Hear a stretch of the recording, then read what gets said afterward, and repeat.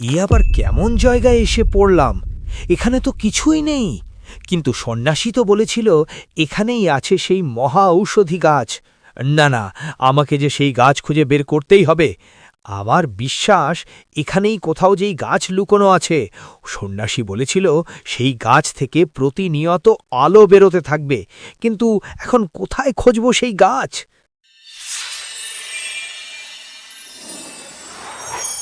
কে তুমি বন্ধু?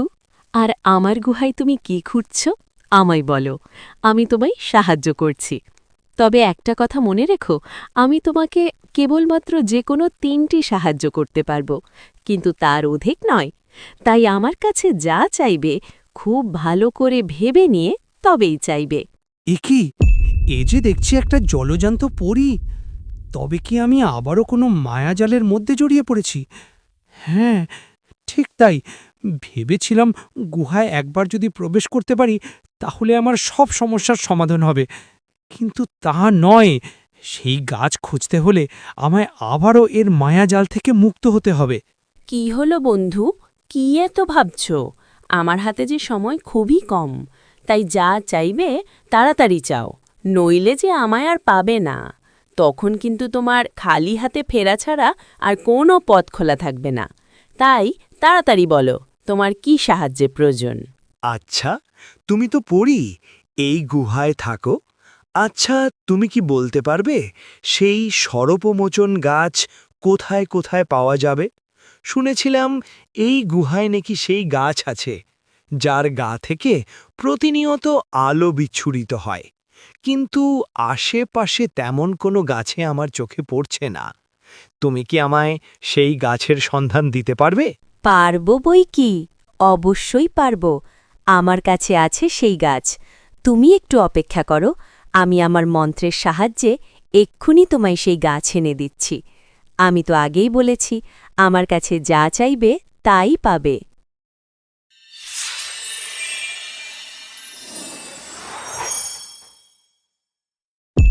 এ কি? এ তো কোনো গাছ নয়, এ যে সোনার মোহর। না না, আমি সোনার মোহর চাই না। আমার প্রয়োজন সেই মহা ঔষধি গাছ। একমাত্র সেই গাছ পেলেই আমার সব সমস্যার সমাধান হবে। তুমি দয়া করে আমায় সেই গাছ এনে দাও। ক্ষমা করো বন্ধু, আমি ভুল মন্ত্র প্রয়োগ করেছি, তাই আমার সামনে এই সোনার মোহর এসেছে।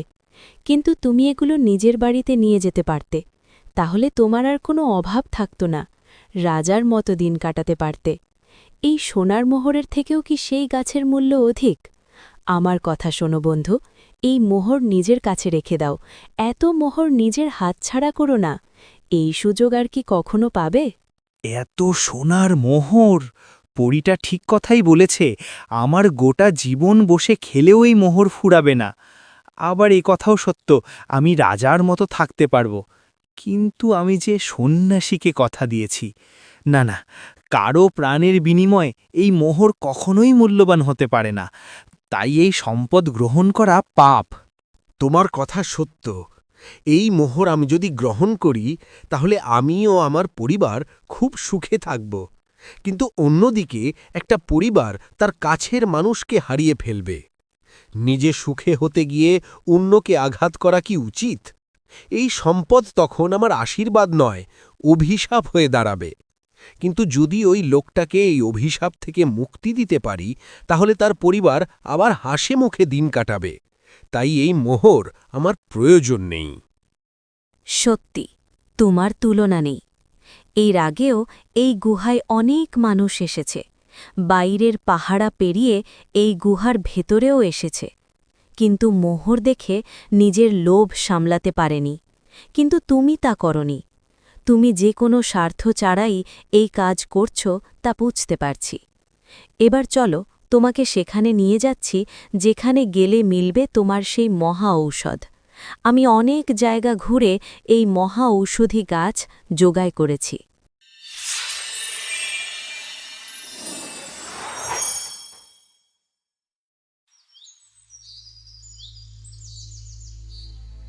অনেকটা সময় পেরিয়ে গেল, কিন্তু তবুও বন্ধু এখনো ফিরল না। তবে কি বন্ধু সেই গাছ চিনতে পারছে না, নাকি এখনো খুঁজে পায়নি?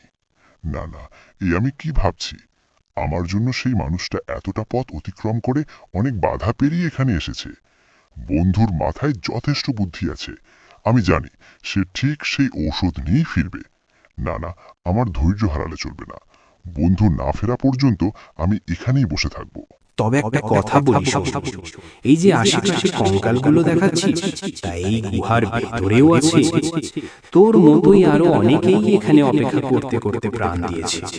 তুই কি ভেবেছিস এই গুহায় প্রবেশ করলেই সব সমস্যার সমাধান হবে? না রে না, এই গুহায় প্রবেশ করে অনেক সহজ, কিন্তু ফিরে আসা অনেক কঠিন। এই গুহার ভেতরে শুধু ঔষধি গাছ আছে এমনটা নয়, এর ভেতরে অনেক সোনার মোহরও আছে। যারা এই গুহায় সোনার মোহর পায় তারা অন্য পথ দিয়ে সেই মোহর নিয়ে পালিয়ে যায়, আর বাইরে যে বোকার মতো অপেক্ষা করে সে না খেয়ে প্রাণ হারায়। না, আমার বন্ধু লোভী নয়। সে আমায় কথা দিয়েছে যত বাধাই আসুক না কেন সে আমায় এই অভিশাপ থেকে মুক্তি দেবে। সোনার মোহরের লোভ সে করবে না। তাছাড়া এই গুহায় আরও একটা পথ আছে। তাহলে সেই পথেই আমি এই গুহায় প্রবেশ করব। আমায় বলো, সেই পথে যেতে গেলে আমায় কি পরীক্ষা দিতে হবে? এই গুহায় প্রবেশ করার পথ কেবল এই একটি। অন্য পথ দিয়ে কেবলমাত্র গুহার বাইরে যাওয়া সম্ভব, কিন্তু বাইরে থেকে প্রবেশ করা সম্ভব নয়, কারণ বাইরে থেকে সেই পথ দেখা যায় না। মায়াপুরে যদি চায় তবেই সেই পথ দিয়ে বাইরে বেরোতে পারে, আর তা না হলে এই গুহায় তার প্রাণ হারাতে হয়। বেশ, কোনো পথ যখন খোলা নেই তাহলে অপেক্ষাই করি। হয়তো এটাও আমার একটা পরীক্ষা অথবা বাধা। সে যাই হোক না কেন, কিছুতেই হার মানলে চলবে না।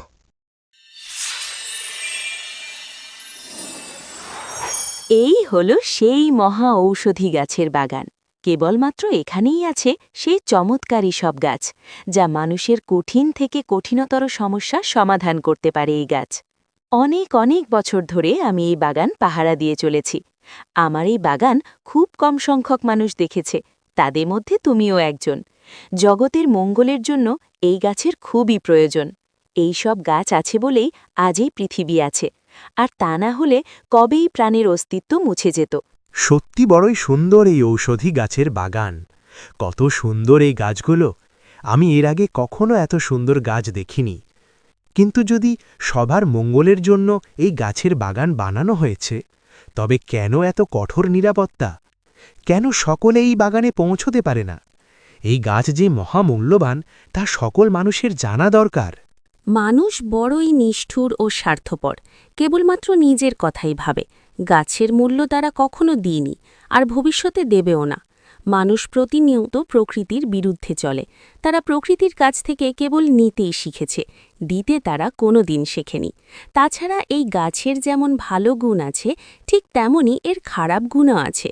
ভালো মানুষের হাতে যেমন এই গাছ মহা ঔষধ, ঠিক তেমনই খারাপ লোকের কাছে এই গাছ বিষাক্ত। তাই যাতে কোনো খারাপ লোক এই গাছের অপব্যবহার করতে না পারে, তার জন্যই এই কঠোর নিরাপত্তা ব্যবস্থা।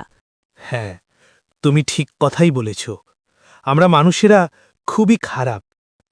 গাছ যে আমাদের কত উপকারী বন্ধু তা আমরা ভুলেই গেছি। তবে তুমি যে আজও প্রকৃতিকে রক্ষা করে চলেছ তা দেখে বড়ই ভালো লাগল। এবার আমায় ফিরতে হবে। এখানে তো অনেক গাছ দেখছি। এদের মধ্যে সর্পমোচন গাছ কোনটা তুমি বলতে পারবে?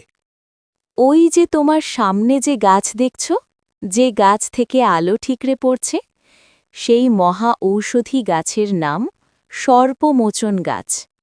এই গাছে একটি পাতায় তোমার বন্ধু অভিশাপ থেকে মুক্ত হতে পারবে। যাও, এই গাছের একটি পাতা তোমার সাথে নিয়ে যাও। কিন্তু একটা কথা মনে রেখো, কেবলমাত্র ৩ প্রহর পর্যন্ত এই গাছের ঔষধি গুণ থাকবে। তাই গাছ থেকে পাতা তোলার ৩ প্রহরের মধ্যেই যা করার করতে হবে। সে কি? কিন্তু তা কিভাবে সম্ভব? ৩ দিনের পথ ৩ প্রহরে পৌঁছন কি আদেও সম্ভব? সন্ন্যাসীর কাছে পৌঁছনোর মধ্যেই তো তাহলে ঔষধি গুণ শেষ হয়ে যাবে।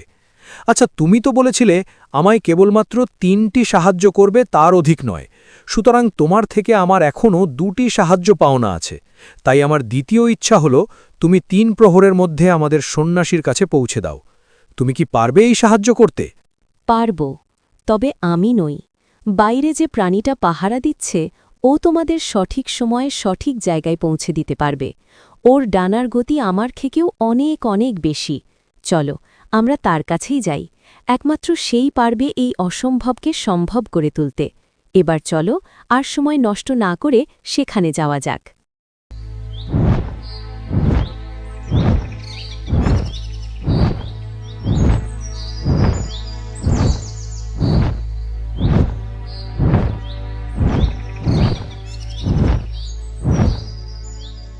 আমার কাজ সমাপ্ত হয়েছে। পরীর দেওয়া 3টি কথাই সে রেখেছে। এবার তবে আসি। তোমরা যত দ্রুত সম্ভব সেই গাছের পাতা নিজের কাজে লাগাও। হাতে যে আর সময় খুবই কম। এবার তবে আসি। আবার যদি কখনো প্রয়োজন হয় তাহলে অবশ্যই আসো। তোমাকে ধন্যবাদ দিলে হয়তো ছোট করা হবে। তুমি আজ অসম্ভব কাজ সম্ভব করেছ। তুমি না সাহায্য করতে কেবলমাত্র 3 প্রহরের মধ্যে এটোটা পথ আসা সম্ভব হতো না। তোমার কাছে আমরা চিরকৃতজ্ঞ থাকব বন্ধু। তোমাকে অনেক ভুল বুঝেছি, পারলে আমাদের ক্ষমা করে দিও। ভালো থেকো বন্ধু, ভালো থেকো। যদি কখনো দরকার হয় তাহলে আমায় ডাকিস, আমি তখনই তোর কাছে হাজির হব। এবার যা, একে তার অভিশাপ থেকে মুক্ত কর।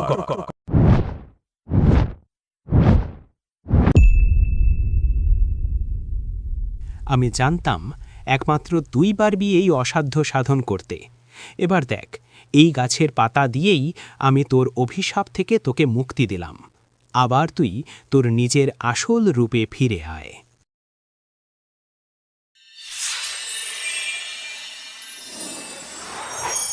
ধন্যবাদ বাবা, আমাকে নিজের রূপ ফিরিয়ে দেওয়ার জন্য।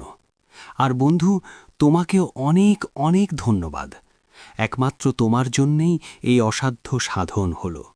আমি আবারও নিজের পরিবারের কাছে ফিরতে পারব। তোমার কাছে আমি চিরদিন ঋণী হয়ে থাকব। সব ভালো, যার শেষ ভালো। এবার তোমরা নিজের নিজের পরিবারের কাছে ফিরে যাও।